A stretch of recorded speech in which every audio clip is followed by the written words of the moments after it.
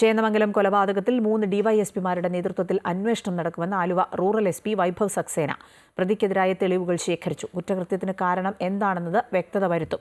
തെളിവെടുപ്പിനിടെ ജനരോഷമുണ്ടാകാനുള്ള സാധ്യത കണക്കിലെടുത്ത് കൂടുതൽ പോലീസുകാരെ വിന്യസിക്കുമെന്നും എസ്പി അറിയിച്ചു.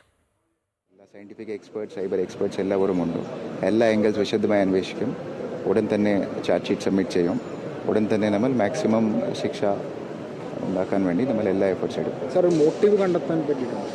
അത് കുറച്ച് കാര്യങ്ങൾ നമുക്ക് അറിയാം. പക്ഷേ ഇത് ഇപ്പോൾ ഈ സമയത്ത് പറയുകയാണെങ്കിൽ കേസിൽ ബാധിതാവും. സാർ, ഇന്നലെ പ്രതിയെ കൊണ്ടുവന്ന സമയത്ത് വലിയ പ്രതിഷേധം കോടതിയിലുണ്ടായി. തെളിവെടുപ്പിനടക്കം പോലീസിന് ബുദ്ധിമുട്ടാകുമായിരിക്കില്ല? അതെ, പക്ഷേ സഫീഷ്യൻറ്റ് പോലീസ് ഫോഴ്സ് ഉണ്ടായിരുന്നു.